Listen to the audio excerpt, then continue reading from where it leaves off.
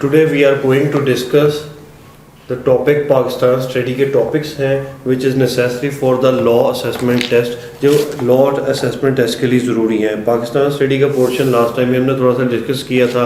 आज डिस्कस करेंगे जी list of Pakistani missile with their ranges. पहले तो ये मैंने मुख्तलिफ जो टॉपिक्स आज डिस्कस करने हैं वो यहाँ पे लिखे हैं कि पाकिस्तानी मिसाइल जो है, हमारा पाकिस्तान का जो मिसाइल सिस्टम है उनकी लिस्ट और उनकी रेंजेस के किस मिसाइल की कितनी किलोमीटर रेंज है वो डिस्कस करेंगे। तो मिसाइल रेंजेस में सबसे पहले आता है अबाबील, जिसकी 2200 किलोमीटर रेंज है।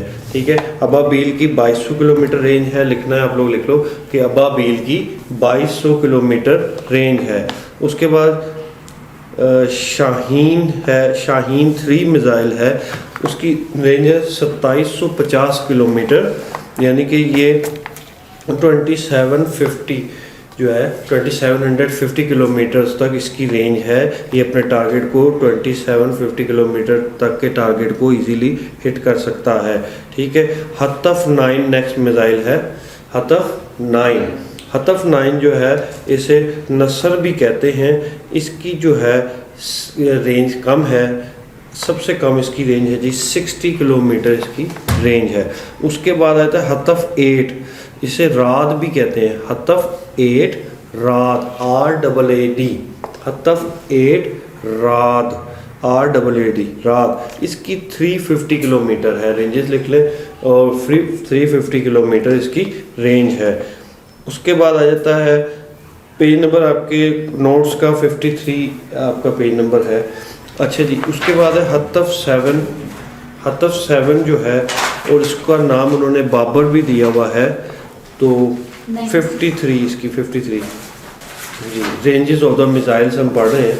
तो नेक्स्ट में है कि हतफ 7 जो है, जिसे बाबर का नाम दिया गया, इसकी रेंज है 350 से लेके 7 किलोमीटर तक अपने टारगेट को इजीली ये हिट कर सकता है। यह इफेक्टिव रेंज यहाँ पे लिखी गई है कि इसकी इफेक्टिव रेंज क्या है, कि कहाँ तक ये टारगेट को हिट कर सकता है। तो इसके टारगेट की रेंज में 350 किलोमीटर से लेके 700 तक की रेंज में जो भी कोई टारगेट आएगा उसे ये ईजिली हिट करेगा।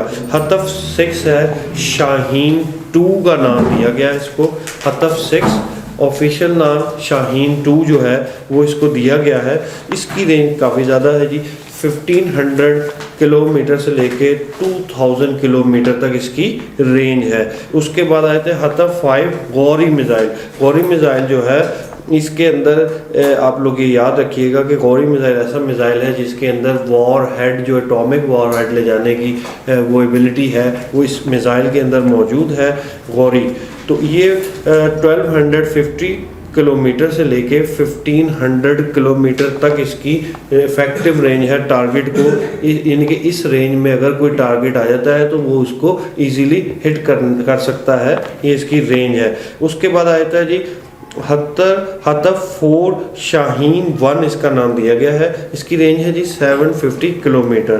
फिर हतफ 3 गजनवी, ये 290 किलोमीटर इसकी रेंज है। हतफ अब्दाली, इसकी 180 से लेके 200 किलोमीटर तक रेंज है। और हतफ 1 जो है 70 से लेके 100 किलोमीटर इसकी रेंज है। यानी कि इसमें अगर हम देखा जाए तो हतफ 9 जिसे नसर कहा जाता है, उसकी 60 किलोमीटर स्पीड है, वो रेंज है इसकी, यानी कि स्पीड तो जो भी है इसकी, लेकिन इसकी रेंज की बात की जा रही है। वो हतफ 9 नसर 60 किलोमीटर, और उससे ये सबसे कम रेंज वाला मिसाइल है।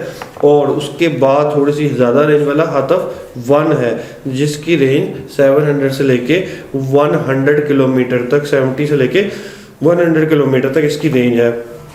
ये थे मिसाइल्स की रेंज, यानी कि सबसे कम अगर वो पूछ ले तो वो आपको पता नहीं है सबसे कम मिसाइल की रेंज कौन सी है। हतफ 9 जिसे नसर का नाम दिया गया है। और उसके बाद दूसरा उससे ज़्यादा हतफ 1 70 से लेके 100 किलोमीटर इसकी रेंज है। अब मेजर इंस्टीट्यूशन ऑफ पाकिस्तान के इंस्टीट्यूट कौन कौन से हैं, उनको वो कब कब इस्टेब्लिश हुए। तो सबसे पहला इंस्टीट्यूट है जी कि नैब को आगे एब्रीवेशन इन्होंने लिखी हुई है, इसको कहते हैं नहीं नेशनल अकाउंटेबिलिटी ब्यूरो। नैब की क्या जी आपकी एब्रीवेशन बनेगी नेशनल अकाउंटेबिलिटी ब्यूरो। ये इस्टेब्लिश कब हुआ था? नवंबर 16 1997 में ये नैब जो है वो केम इनटू एग्जिस्टेंस हुआ था, एस्टेब्लिश हुआ था। FBR नंबर नेक्स्ट कौन सा है? FBR means federal board of revenue. Federal board of revenue जुलाई 1 19 जो था ये यहाँ पे FBR का जो है इन्होंने मिसिंग लिखी हुई है, तो ये इसके अंदर FBR की जो इस्टेब्लिशमेंट का है वो यहाँ पे मिस टाइप हुआ है, इसको भी हम आगे देखते हैं। उसके बाद FIA फेडरल इन्वेस्टिगेशन एजेंसी, क्योंकि 1920 में यहाँ पे अगर लिखा हो ना कि FBR जो है जुलाई 1 1920, ये होगा इन 2020 तो कह सकते हैं इसको, लेकिन ये कि ये अभी 1920 में तो पाकिस्तान इस्टेब्लिश नहीं हुआ था, ये कहाँ से इस्टेब्लिश हो गया, इसको भी रीचेक करते हैं हम लोग कि ये कहाँ पे था। उसके बाद है कि FBI फेडरल इन्वेस्टिगेशन एजेंसी जो है, फेडरल इन्वेस्टिगेशन एजेंसी उसका आता है कि जनवरी 13 1975। तो मैंने आपको लास्ट टाइम भी बताया था कि MCQ सॉल्व करने के लिए you have to use your common sense इस्तेमाल करनी है। आप लोगों ने देखना है कि भाई ये 1920 तो हो ही नहीं सकता, कुछ ऐसे ईयर्स दिए होंगे कि जो पाकिस्तान ही नहीं बना तो उसका इंस्टीट्यूट कैसे बन जाएगा, ठीक है। तो वो आपने सेलेक्ट नहीं करनी, वो ऑप्शन छोड़ देनी। बाकी जो दो मोस्ट रिसेंट या रेलिवेंट ऑप्शंस होंगी उनके अंदर से आपने चूज़ करना होता है, ठीक है। इसमें MCQ याद करने का तरीका होता है। तो अब इसके अंदर आ जाता है कि स्टेट बैंक ऑफ पाकिस्तान 1 जुलाई 1948, क्योंकि 47 को पाकिस्तान बना और उसके कुछ मंथ्स बाद ये जो है तकरीबन कोई 6-7-8 महीने बाद जो है आपको कह लो कि उसके बाद जो है आपका 1948 को स्टेट बैंक का क़याम आया। ISI इंटर सर्विस इंटेलिजेंस जिसे कहते हैं, हमारी मिलिट्री इंटेलिजेंस है, MIB है, इसके अंदर काफ़ी सारी एजेंसीज हैं। तो ये इंटर सर्विस इंटेलिजेंस है, जनवरी 1 1948 को ही ये क्रिएट हो गई थी। उसके बाद आ जाता है वापडा, फरवरी 26 1965, ठीक है। तो ये थी कि थोड़ी सी हमारे पास, और वापडा क्या होता है कि वाटर जो है authority, water and supply development authority जो है हमारे पास वो थी। और PTCL पाकिस्तान टेलीकम्युनिकेशन अथॉरिटी, ये जब पाकिस्तान बना था ये उस वक्त ही 1947 को बन गई थी, ठीक है। इसके बाद जो है इसकी अभी मैं आपको कंफर्म कर देता हूँ जी कि इसकी इस्टेब्लिशिंग डेट क्या थी किसकी जी, ये जो ऊपर हमारे मिस प्रिंट हुआ है कि federal board of revenue FBR की इस्टेब्लिशमेंट डेट क्या थी, वो मैं भी आपको कंफर्म कर देता हूँ। अच्छा, उसके बाद इससे अगला पॉइंट देखते हैं, फिर ये भी मैं आपको क्लैरिफाई कर दूंगा कि जी कब से जो है इसकी डेट जो है वो इस्टेब्लिशमेंट की डेट कब है FBR की, फेडरल बोर्ड ऑफ रेवेन्यू की, वो मैं देख रहा हूँ। अच्छा, अब नेक्स्ट आप देख लेते हैं, ये भी मैं बताता हूँ। Power plants, Pakistan thermal power plants. अब पावर प्लांट्स की मेन है हेडिंग कि उसमें सेग्रीगेट किया गया है। तो पाकिस्तान के जो थर्मल प्लांट हैं उनके अंदर जो है वो क्या सिस्टम चल रहा है पाकिस्तान थर्मल प्लांट का, ठीक है। तो वो देखते हैं कि कहाँ कहाँ पे पाकिस्तान के थर्मल प्लांट्स काम कर रहे हैं, ठीक है। कोट अद्दू पावर कंपनी, अब ये उसकी लोकेशन कोट अद्दू ही है, ये लोकेशन जो है ये इसकी डेट जी करेक्शन कर लें। FBR की जो डेट है वो 31 अगस्त 1960 है जी, 1960 है FBR की। यहाँ पे मिस प्रिंट आपकी बुक में हुई है।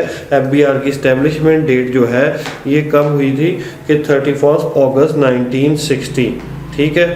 1 जुलाई, तो यहाँ पे तो गलत लिखा हुआ ना, यहाँ पे तो 1920 लिखा हुआ ना, ठीक है। हाँ, अब इसके अंदर वो जो आप बात कर रहे हो 1 जुलाई 1950 जो था वो था, उससे पहले भी 1944 में भी फाइनेंस के लिए जो है ना वो बनाया था। तो ये अब इसके अंदर यहाँ पे जब इसने अपनी एग्रीमेंट कंटिन्यू किया था वो 31 अगस्त 1960 से इसने अपना एग्रीमेंट कंटिन्यू किया था, यानी कि ये उस वक्त सही फॉल में हुई थी।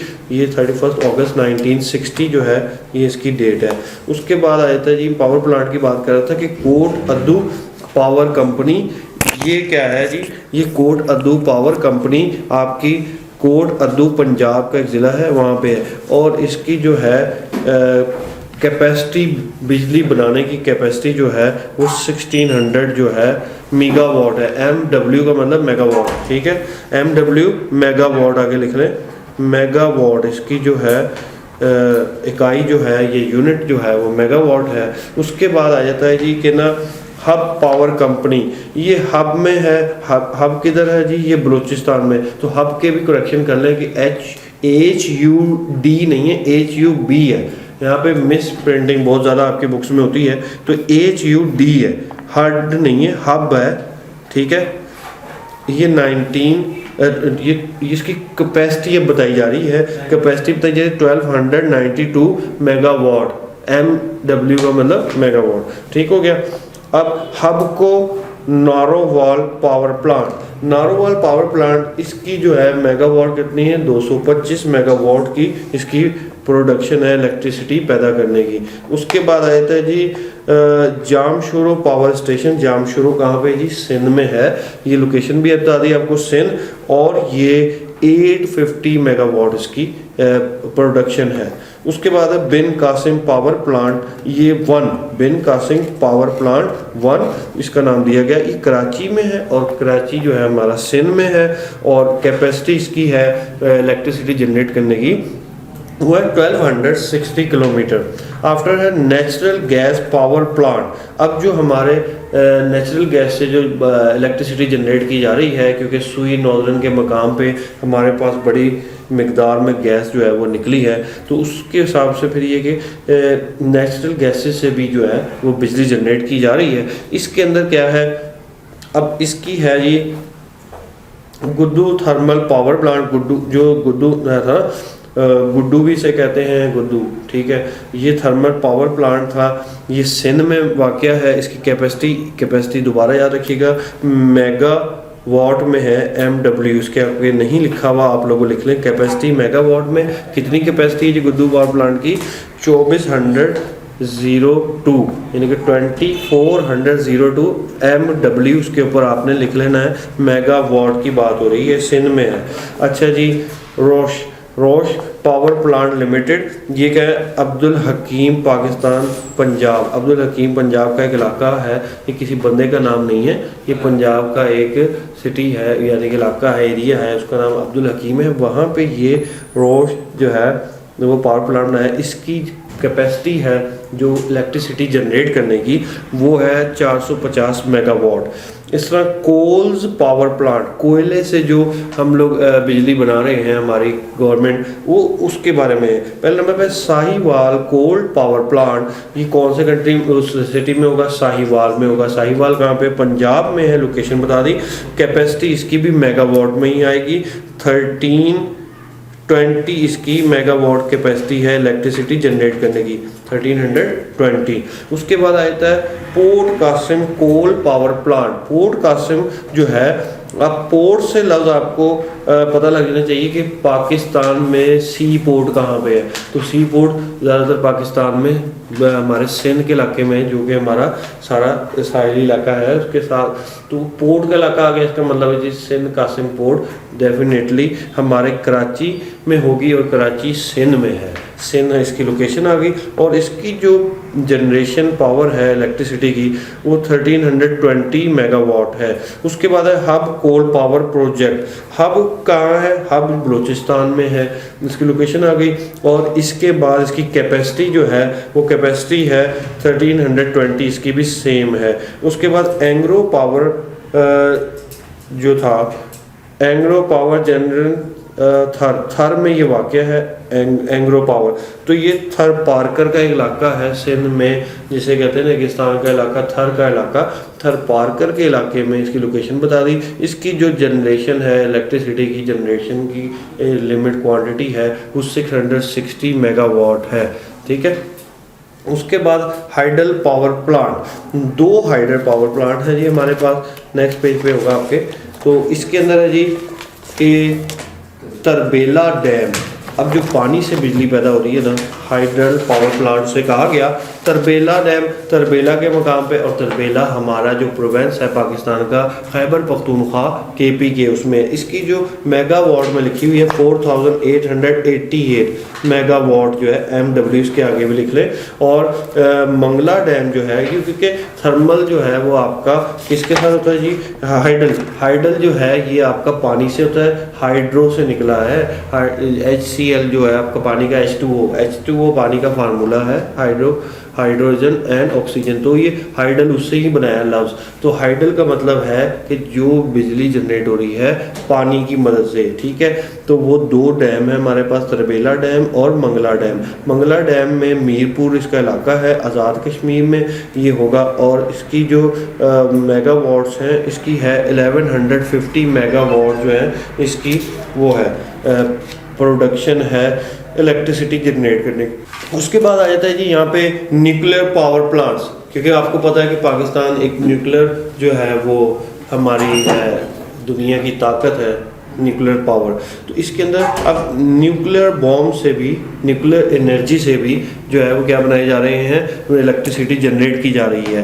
कानपुर 1 कानूब इसे कहते हैं वैसे, ये कराची में, सिंध में है। इसकी कैपेसिटी 850 मेगावाट 85 मेगावाट है सिर्फ कानपुर में, क्योंकि ये एक्चुअली बड़ा कानूब जिसे कहते हैं कराची में है, सिंध में इसकी लोकेशन बता रहे हैं। चेस्टनट, क्या वर्ड है ये, चेस्टनट है मियाँ वाली में, ठीक है। अब यानी कि कानूब जो है वो हो गया, कानूब की इन्होंने न्यूक्लियर वेपन जो हमारे, जैसे हमको पता है कि न्यूक्लियर बॉम्ब्स हैं, तो न्यूक्लियर एनर्जी से भी वो ट्रांसफ़र करते हैं न्यूक्लियर एनर्जी को, उसके जो है वो प्रोटॉन जो भी उसके अंदर न्यूक्लियर हाइड्रोजन जो भी होता है, उस न्यूक्लियर जो है उसके ज़रिए जब इसको ब्लास्ट करके उसकी एनर्जी को ट्रांसफॉर्म किया जाता है इलेक्ट्रिकल एनर्जी में, ये उसकी बात हो रही है। तो ये कानूब जो है ये कराची सिंध में है, इसकी मेगावाट कैपेसिटी 85 है। और उसके बाद क्या था, चेस्टनट आपको बताया था अभी। चेस्टनट 1 जो है कराची सिंध में है, ये मियाँ वाली में है। मियाँ वाली पंजाब में आता है, पंजाब में इसकी कैपेसिटी इलेक्ट्रिसिटी पैदा करने की मेगावाट 20 है। फिर चेस्टनट 2 है, ये भी मियाँ वाली में है, इसकी कैपेसिटी 320 मेगावाट है। फिर चेस्टनट 3 है, ये भी मियाँ वाली में है, इसकी कैपेसिटी 340 है। चेस्टनट 4 है मियाँ वाली पंजाब, और इसकी कैपेसिटी जो है वो 340 है। अब लिस्ट ऑफ इम्पोर्टेंट मिनरल्स, ये मैं इस चीज़ को लेके एक्सप्लेन कर रहा हूँ, बारी बारी स्टेप वाइज चल रहा हूँ। तो list of important minerals and their locations, जो मादनियात हैं पाकिस्तान के, जो मादनी ज़खायर है उनकी लिस्ट जो है वो है, उसके बारे में बात हो रही है। मिनरल में सबसे पहले नेचुरल गैस जो है, नेचुरल गैस कहाँ से निकली है जी, उसमें जी खैरपुर है, मरज़रानी है, और फिर क्या हिंदी है, और फिर क्या है कंदूकट सीरी है, फिर दोदक है, फिर पीर कौन है, उसके बाद मायाल है, और ढिलून ये इलाके हैं। और मार्बल कहाँ से निकला, चागी के मकाम पे मार्बल निकला है, मर्दान के मकाम पे, सवात के मकाम पे खैबर एजेंसी, और black and white marble in the काला चिट्टा हिल इन काला चिट्टा हिल जो होता है उसके अंदर ये निकला है। तो अब ये क्या हुआ कि जी पेज नंबर आपका 54 है, 54 पेज नंबर पे ऊपर से सेकंड जो पैरा है उसमें list of important minerals and location in Pakistan, page number 54, ठीक है। यहाँ पे पढ़ रहे थे इम्पोर्टेंट मिनरल्स और उनकी लोकेशन। अब ये तो होगी लोकेशन, अगली बात आ जाती है seat distribution in the senate, यानी कि हमारी है असेंबली है, उसके अंदर जो सेनेट का इजलास, जैसे कहते हैं ना सेनेट का इजलास हो रहा है, तो सेनेट जो है वो अपर हाउस है हमारा, ठीक है, लोअर हाउस और अपर हाउस। अपर हाउस क्या है जी हमारा सेनेट, लोअर हाउस है हमारा पार्लियामेंट। तो अपर हाउस सेनेट है, सेनेट की जो है वो बात हो रही है। इसके अंदर आए थे सीट डिस्ट्रीब्यूशन, सिंध को जनरल सीट 14 है, टेक्नोक्रेट्स जो है या उलमा वगैरह उनकी जो है 4 है, वुमेन की 4 है, नॉन मुस्लिम की 1 है। सिंध की जो है प्रोवेंसेस में टेरिटरी जो है सिंध में जाएगी तो वो 23 सीट्स होंगी। पंजाब की भी बिल्कुल एज इट इज़ सेम है, 14 इसके जनरल सीट हैं। टेक्नोक्रेट जो है वो 4 हैं, वुमेन 4, वुमेन के लिए 4, नॉन मुस्लिम के लिए, माइनॉरिटीज़ के लिए जो कोटा दिया गया वो 1, और टोटल सीट इसकी बन गई 23। बलूचिस्तान वो भी सेम, 14 जनरल सीट्स हैं इसके अंदर, 4 टेक्नोक्रेट्स हैं, 4 वुमेन्स की हैं, 1 नॉन मुस्लिम्स के लिए है, यानी कि क्रिश्चियन या भी कोई माइनॉरिटीज़ की बात होगी, और टोटल सीट इसकी भी 23 हैं। खैबर पख्तूनख्वा KPK की भी सेम एज इट इज़ है, क्योंकि ये हमारी सेनेट है, इसके अंदर तो 14 जनरल सीट, 4 जो है इसके अंदर टेक्नोक्रेट्स की हैं, वुमेन की 4 हैं, और नॉन मुस्लिम जो है हमारी उसके अंदर उनकी तादाद क्या है इसके अंदर, खैबर पख्तूनख्वा में 1 है, इनकी सीट भी 23 हैं। अब फेडरल कैपिटल टेरिटरी जो है, फेडरल कैपिटल टेरिटरी में जनरल सीट 2 हैं, इसके बाद टेक्नोक्रेट्स 1 है, वुमेन की 1 है, माइनॉरिटीज़ की फेडरल टेरिटरी में जो है फेडरल कैपिटल टेरिटरी में नहीं है, और उसके बाद की टोटल सीट सेनेट में 4 है। फाटा कहते हैं जी federally administrative tribal area. FATA क्या हुआ? Federally administrative tribals area. FATA में जो जनरल सीट हैं 8 हैं, उसके बाद टेक्नोक्रेट्स इसके फाटा के अंदर 0 है, वुमेन की भी 0 है, नॉन मुस्लिम या माइनॉरिटीज़ की भी 0 है, तो टोटल इसकी भी 8 रहेंगी।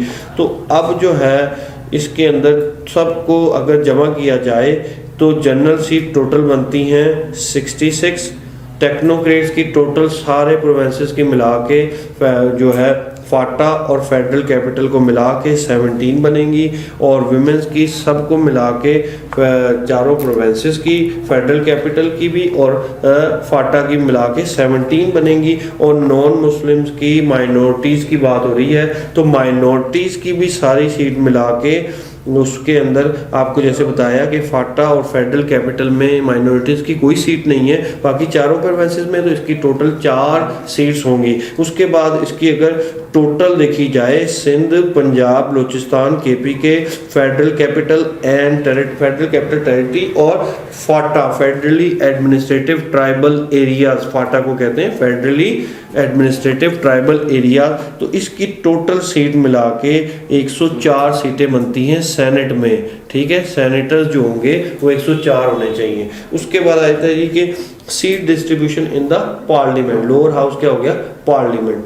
ठीक है, अब ये तो अपर हाउस की बात की थी, अब लोअर हाउस की बात करेंगे कि पार्लियामेंट में उनकी सीट डिस्ट्रीब्यूशन क्या है। नंबर 1 है इसके अंदर जनरल सीटें पंजाब की सबसे ज़्यादा हैं, क्योंकि आबादी के लिहाज से पंजाब जो है सबसे बड़ा सूबा है, तो इसके अंदर सीट्स आ रही हैं पार्लियामेंट में 148, सिंध में आ रही हैं 61 सीट्स, और KPK में आ रही हैं 35 सीट्स, बलूचिस्तान की से आ रही हैं 14 सीट्स, क्योंकि वो एक आबादी के लिहाज से कम इलाका है हमारा। वैसे तो अगर उसका देखा जाए तो वो सबसे बड़ा हमारा वैसे कवर्ड एरिया वो सबसे बड़ा है पाकिस्तान का, बलूचिस्तान ज़मीनी उसका जो है एरिया, कवर्ड एरिया बहुत ज़्यादा है, और लेकिन आबादी वहाँ पे कम है, इसलिए सीट्स भी वहाँ पे 14 है। और फाटा में फेडरली एडमिनिस्ट्रेटिव ट्राइबल एरिया जो है वो 12 है, और फेडरल कैपिटल टेरिटरी जो है उसमें भी 2 हैं, तो टोटल सीट 272 है। तो इसका मतलब हुआ कि पार्लियामेंट में हमारी टोटल सीट कितनी है? 272। अब MCQs ना इस तरह भी पूछ सकता है कि पंजाब की जनरल सीट पार्लियामेंट में कितनी है, अब ऑप्शन देता, आपको याद करना पड़ेगा इसके अंदर कि पंजाब की 148 है। अगर वो सेनेट में पूछ रहा था कि पंजाब की कितनी सीट है जनरल सीट, 14, इस तरह याद करना है आपने। ठीक है, स्केच बना लो, ये बने हुए अच्छे खासे टेबल यहाँ पे बने हुए हैं। उसके बाद आ जाता है कि वुमेन की जो है वो अब सीट्स पार्लियामेंट में कितनी है? 5, पंजाब में 5, सिंध में 14, उसके बाद खैबर पख्तूनख्वा में 8, बलूचिस्तान में 3, फाटा में 0, और फेडरल कैपिटल टेरिटरी जो है उसके अंदर भी 0। तो टोटल वीमेन की सीट्स पार्लियामेंट में सारे सूबों को मिला के और फाटा और फेडरल कैपिटल टेरिटरी को मिला के 60 बनती हैं। नॉन मुस्लिम अब आ गए, नॉन मुस्लिम की पार्लियामेंट में सीट कोई भी इसमें शो हो रही है कि नहीं है। ठीक है, और लेकिन होनी चाहिए, यहाँ पे गलती है, यहाँ पे मिस्टेक है, टाइपिंग एरर है, ठीक है। तो क्योंकि आगे अगर 10 है तो ये नॉन मुस्लिम की तो ये हो, हाँ जी, ठीक है। तो इसको भी अभी चेक कर लेते हैं, क्योंकि आपकी जो इसमें भी एक और एरर निकला है, जैसे पहले एरर निकला था, ठीक है। तो इसमें हम चेक कर लेते हैं, नॉन मुस्लिम की सीट जो है वो पार्लियामेंट में 10 है इसमें, ठीक है। इसके अंदर नॉन मुस्लिम की टोटल 10 है, ठीक है। अच्छा, इसकी जी 10 बता रहे हैं वो, नॉन मुस्लिम की 10 है, ठीक है। अब वो 10 कैसे है, उसकी आगे जो है जो सेग्रीगेशन इसके अंदर नहीं शो कराएगी, ठीक है। सिर्फ कई जो पार्टीज़ होती हैं वो अपने अपने बंदे दे देती हैं, वो किसी भी खैर जो है किसी भी सूबे के हों, कहीं के भी हों, वो आप पार्टीज दे देती हैं। इसलिए इसमें लिखा हुआ नहीं है कि पंजाब से कितनी होगी, सिंध से कितनी होगी, बलूचिस्तान से कितनी होगी, फाटा से कितनी होगी, या फेडरल कैपिटल टेरिटरी से कितनी होगी। जस्ट उन्होंने ये बता दिया कि भाई पार्लियामेंट में नॉन मुस्लिम की सीट 10 हैं, वो चाहे एक सूबे से 2 दे दें, 3 दे दें, डिफरेंट करके दे दें, ठीक हो गया।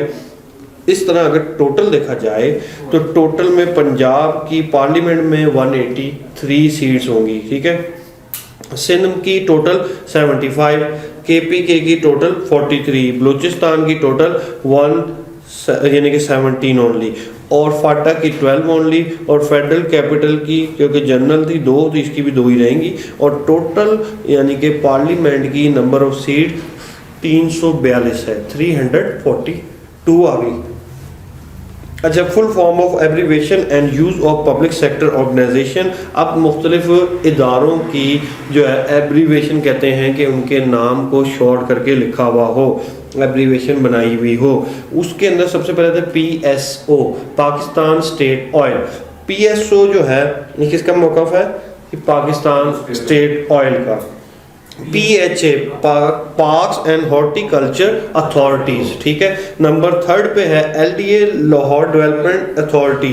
नंबर नेक्स्ट है CDA, कैपिटल डेवलपमेंट अथॉरिटी। इसके बाद आप लिख सकते हो आगे FDA, Faisalabad development authority, Faisalabad development authority. अब आगे इसके एक और भी लिख सकते हो TMA, तहसील म्यूनिसिपल एडमिनिस्ट्रेशन। तहसील म्यूनिसिपल एडमिनिस्ट्रेशन जो है वो इसका TMA इसका एब्रीवेशन है मुख्तलिफ इदारों का। तो इस तरह जैसे पहले भी मैंने थोड़ा सा एब्रीवेशन आपको बताए थे कि जी FBR क्या है, ये एब्रीवेशन भी आपको याद होनी चाहिए। जैसे पीछे पढ़ा हमने कि पिछले पेज पे देखें 53 पेज पे जो मेजर इंस्टीट्यूट ऑफ पाकिस्तान है ना, उनके 53 पेज पे उनकी भी एब्रीवेशंस लिखी हुई हैं। फॉर एग्जांपल पेज नंबर 53 में आ जाए मेजर इंस्टीट्यूट ऑफ पाकिस्तान, नैब का लिखा हुआ है NAB। नैब क्या है जी, नेशनल अकाउंटेबिलिटी ब्यूरो। फिर FBR है फेडरल बोर्ड ऑफ रेवेन्यू, ठीक है।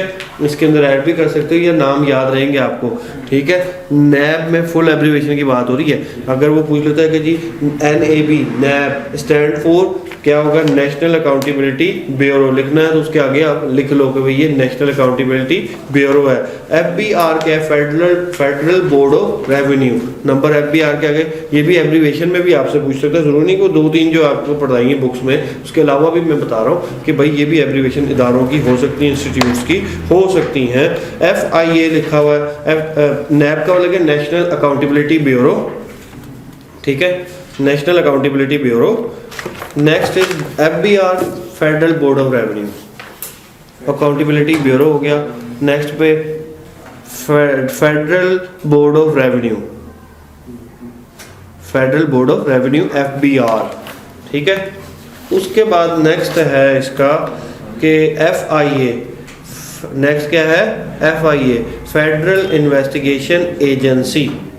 FIA क्या हो गया, फेडरल इन्वेस्टिगेशन एजेंसी।